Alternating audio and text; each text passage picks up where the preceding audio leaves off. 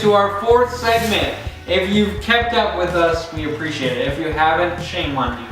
Anyway, we're still going to be talking about the NFL draft. We just talked about quarterbacks who we think the first quarterback is going to be taken. Mm-hmm. I was really interested in who's going to be the first running back taken. Yes. I've seen a lot of mock drafts. I've seen Leonard Fournette usually be the number one guy, but there is a guy named Christian McCaffrey, Dalvin Cook, and Joe Mixon has actually been in the mix. Joe beat him, Mixon. Yeah. Who do you think is going to be the first running back taken, and who is he going to? Okay. First running back taken will probably be Leonard Fournette. If I were a team, if I were a GM, if I had to draft a player, I honestly probably wouldn't take him. And here is why before I tell you what team he'll probably go to. He's like an Adrian Peterson type, which is what a lot of analysts have said. And he's a big bruising back. That's great and all. I just don't think in today's NFL, with essentially the running back position is somewhat of a roller coaster. It dies off a couple of seasons and it comes back for a season or two, and then it dies down, comes back. And plus the life expectancy, so to speak, or the position expectancy for a running back is not very long. Honestly, we'll probably say it's about 6 to 8 years. Probably is where it caps off. And then after year 9 and 10 is where you see the decline. And that's when rotation starts happening. And most teams nowadays are going with more rotation backs than a primary back. Is what we've seen probably about, I'd say, over 70% of teams in the league. However, with that being said, I probably wouldn't take Fournette, but I wouldn't be surprised if someone such as the not Buffalo Bills, pardon me, probably Carolina goes for him, which, it would kind of fit Cam Newton because he's somewhat of a bruising running quarterback. But also it'll take the pressure off of him, and Jonathan Stewart is just always too injured. So I think that'll be a better fit. I wouldn't be surprised if the Jets pick him up because, Forte, which is another running back that is, I would say similar to Fournette, but, he's a bigger back. He used to be kind of in between the tackles and a grinder, and then he's now a pass catcher. He's kind of had to change his game a little bit. Obviously that age is coming into a factor, and he's now not as productive as he used to be. I see Fournette going either there, Carolina. Overall, I see Carolina probably picking him up and plugging him in so that way it takes the pressure off of Cam Newton and go from there. However, though, I wouldn't take him as my first running back, just in my opinion.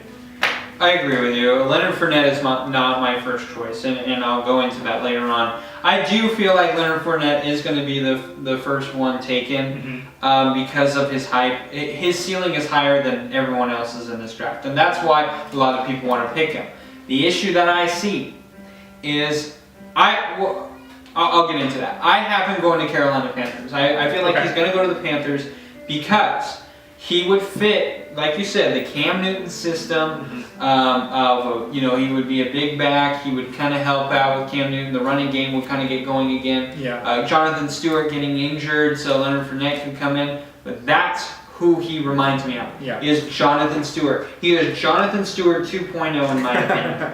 And this is what I mean. Jonathan Stewart would be a top 10 running back in the NFL if he played all 16 games. But he doesn't. He played all 16 That's games. a big if. Yes. Yeah, you're absolutely right. Leonard Fournette has now become that way. He got injured earlier in this year, this past year, and then he started playing a little bit and he got re-injured. Right. And it was just like, dude, are you kidding me? Right. Like, he's got the weakest ankles, and his hamstrings are always pulled. I don't know if he doesn't stretch or what the case may be, but you're exactly right with what you're alluding to. Is he's constantly injured. I don't remember the last time he played a full 16-game season. I don't think he ever has in his career because he's always missed some sort of games. Even when he was a rotation back, when D'Angelo Williams was on the Carolina Panthers, he never was available for all those games. At one point, they had Mike Tolbert as their number one running back for a bit because both Williams and Stewart were both out and Tolbert had to come in. But then we saw Fozzie Whitaker.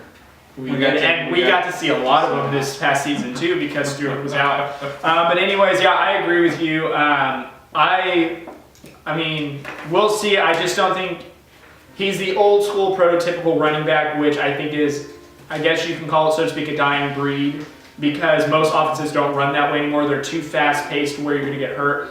I think I see a lot of offenses catering to more of like what LaShawn McCoy, Bell, David Johnson, the pass catching and the running kind of backs, the running backs that can catch and run the ball between the tackles. I just don't think Fournette is that type of player, but I wouldn't be surprised if he's first. And actually, there's a lot of mock drafts that have him going 4th to Jacksonville before it to 8th to Carolina. So if Carolina wants him that bad, they might have to pull off a deal where they jump ahead to pick him up before he goes first. So I've seen that too, or Jacksonville takes him a lot. I would actually be surprised because I really do like. I know a lot of people are gonna be like, "What?" I really like TJ Yeldon. TJ Yeldon. Chris Ivory. No, it's Yeldon is his last name. I can't think of his first name right now. It might be TJ. I might actually be right. TJ? Yeah, I think so. It might be. I might be right, and I just was thinking. I was thinking like TJ Yates or something. Yeah. Anyway, Yeldon. I like him. He's a running back out of Alabama, and I know everyone goes, "Oh, he's out of Alabama." Alabama, yeah, it's okay. He's done. Yeah. No, he actually was very good. He was actually very consistent at Alabama. Mm-hmm. A lot of these Ingrams, which I like the other kid from Alabama who's on Tennessee right now. Yeah. He looks really good, but poor kid's not going to get much of an opportunity though with Murray in front of him. But I feel like Jonathan Stewart had a really good career. I feel like Leonard Fournette is heading that career path where he's going to be injured a lot, but he's so good that he's going to have a job always, no matter what. Mm-hmm. And so when you talk about the Jacksonville Jaguars getting him, it doesn't make sense to me because they need a number 1 running back. Yeah. And with the risk that is involved with Leonard Fournette, I just feel like you probably would want to stay away from that. That's just my opinion. Yeah. Because the Jacksonville Jaguars have been trending downward. Mm-hmm. If you get a guy who's kind of a risky pick, it might not go over well. Especially Gus Bradley, I think he's on the hot seat. Oh yeah, for sure. The guy who I actually want to see go first, and I feel like should go first, running back. I really did think about Joe Mixon, and let me tell you why. Okay. It's not that I agree that he should be a guy who beats women. I understand why no one would want to take him because of that. I get it. I have a wife. I have a daughter. Mm-hmm. I definitely would if someone hit my wife or my daughter like that. It would be Brian Mills time, okay? And if you don't know Brian Mills, you need to look it up. But Joe Mixon, though, he honestly would be a top 15 pick. Yeah. Probably a top 10 pick in this draft, if it weren't for that video. This guy I've seen him play in Oklahoma. He's a big-time playmaker. He can catch the ball. He can run the ball well. He's built the right way for a running back. I understand why people would be really risque in taking him, and also the issue of he might have off-field issues after that. Right. So that also does play into your pick. Mm-hmm. But if I were a GM and it were between all 4 of these, Joe Mixon would be on my board. Mm-hmm. He wouldn't be the first guy I would take. Mm-hmm. I would take Dalvin Cook, and I've seen Dalvin Cook the last 2 years. This guy has crushed it. Mm-hmm. He was a junior last year. He's got 4,464 rushing yards, which is more than Leonard Fournette in 3 years, more than Christian McCaffrey in 3 years, and more than Joe Mixon in 2 years. Mm-hmm. Dalvin Cook has 46 rushing touchdowns, which is just a little more than Leonard Fournette. But Leonard Fournette obviously was injured, so that to me. But he was in a good Florida State offense, and he made it a lot better. I mean, they don't have a quarterback, right? And Florida State was doing okay in the ACC. Yeah. He's got 932 receiving yards. A lot of people were telling me, well, he's got 2 receiving touchdowns. That's not good. Like, what are you talking about, dude? Like, in this type of game, he's got no. It just means that he had a lot of yards. He was productive in getting the ball down the field, and then he rushed the ball in the end zone. They may not have been taken to the house, but they were getting into scoring positions where they were moving that offense. He's using it well. Dalvin Cook, in my opinion, is the best running back in this draft. Okay. I like him a lot. I understand that he's smaller. He reminds me of a Doug Martin, kind kind of guy. Ray Rice when he first came out, not Ray Rice after he beat his wife, of course. Yeah. Dalvin Cook to me though is really underrated in this draft, and it's because of Leonard Fournette and Christian McCaffrey. I really like Christian McCaffrey. I would take any one of these running backs, honestly. Right. But in my humble opinion, Fournette is the 4th running back on my list. Okay. He is number 4. I have Dalvin Cook number 1. I have Christian McCaffrey number 2. I have Joe Mixon 3, and I have Leonard Fournette 4. Joe Mixon is 3 for me because of the potential, but he hasn't had that experience, and that's what scares me about him. But Dalvin Cook, he's proved that he can catch. He's proved that he can run. I would take Dalvin Cook. I feel like he would fit in a Jets offense because, like you said, Forte is a guy who's now learned to catch the ball more, who's running a little bit less, like handoff wise. Right.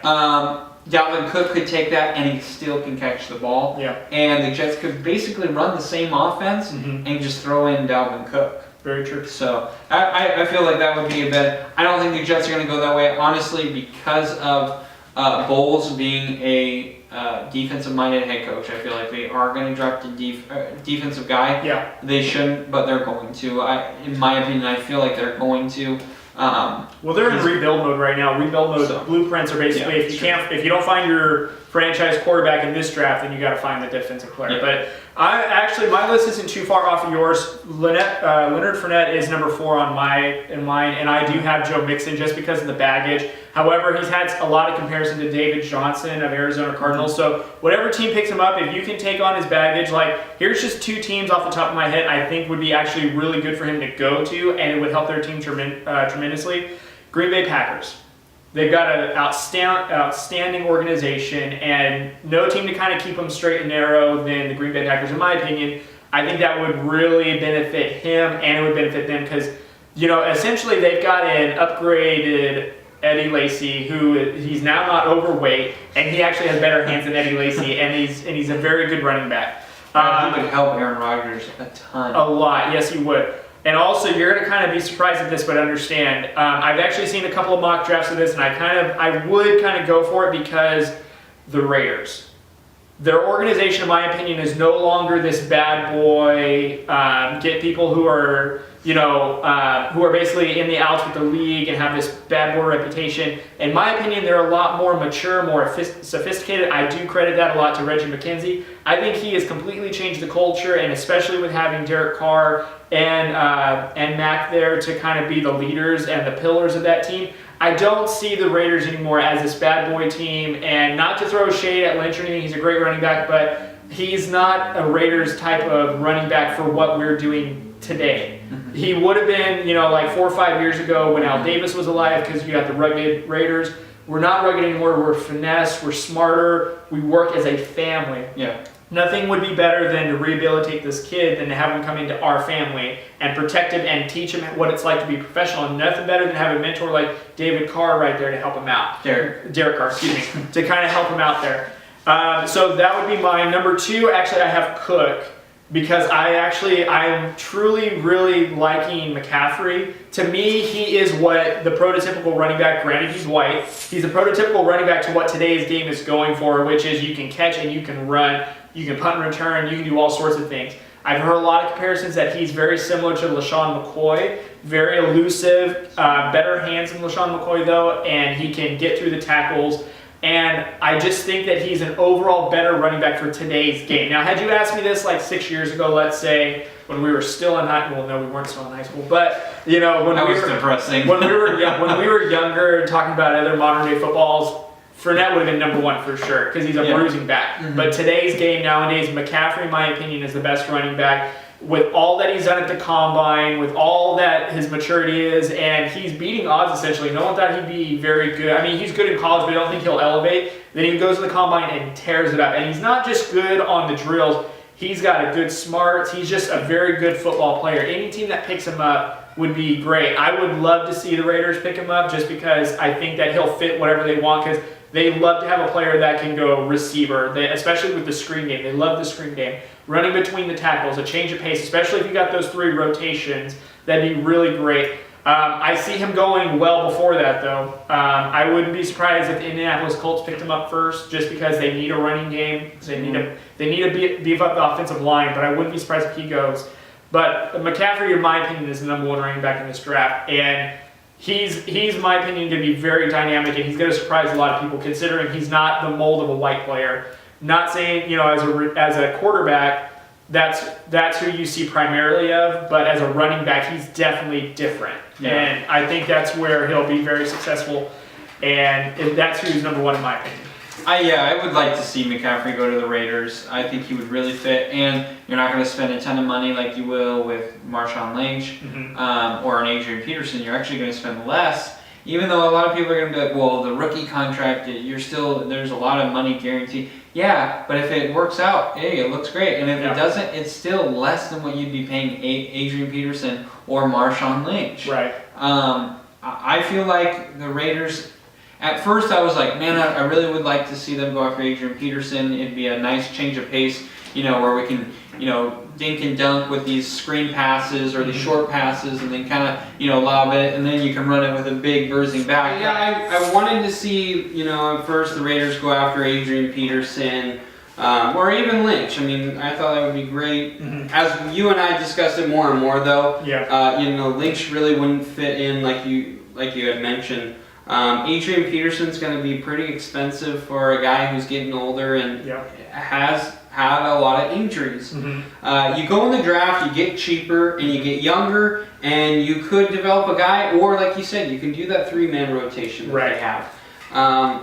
So Christian McCaffrey fits perfectly, or even a Dalvin Cook, which I would love either one of those to drop to the Raiders. And if they do, it's a godsend. If not, if the Raiders got Joe Mixon, I don't think that would fit, honestly. Okay. So I would say the Raiders should just kind of bypass it, even though Derek Carr is a great leader. But like you said, they have developed a team that is about family. Right.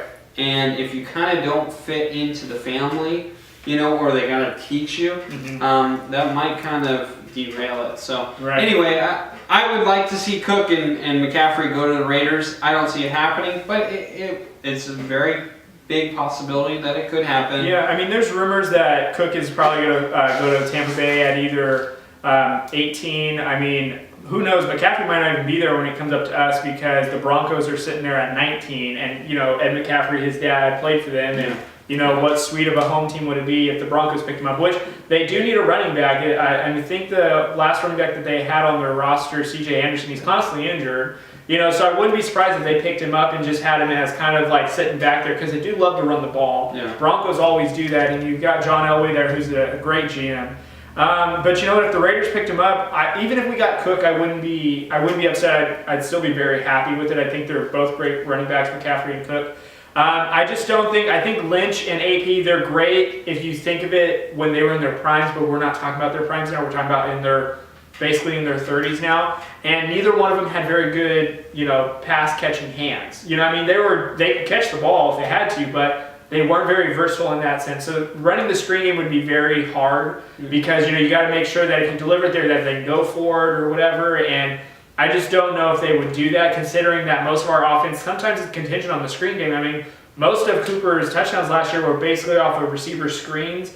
Washington and Richard basically got some good screen passes that took him to the house, and that was based off of the offense. I just don't see Lynch and AP fitting that mold, but I do see McCaffrey and Cook doing that, especially how both dynamic they are. So I like that you brought up Ed McCaffrey. Christian McCaffrey's dad is. I actually remember the Raiders facing him all the time. Yeah. I like Ed McCaffrey. He was a good receiver. He was actually kind of like a Des Bryant, who was a big guy. He wasn't the fastest guy, but he had good hands and a guy who's going to go up and get the ball. Yeah. That's completely beside the point, but I just kind of wanted to bring that up. But Ed McCaffrey, obviously his son was around. Yeah.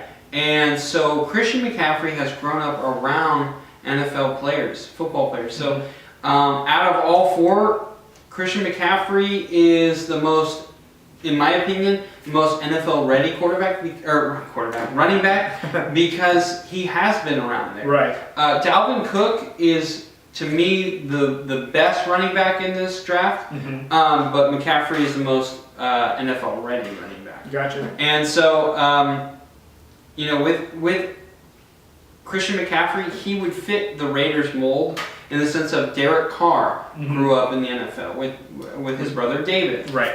He grew up watching, and that's why he is so successful now, because he got that opportunity to learn and grow relationships with other guys who are actually still in the NFL. Right. A lot of them. And so that helps to have that kind of background.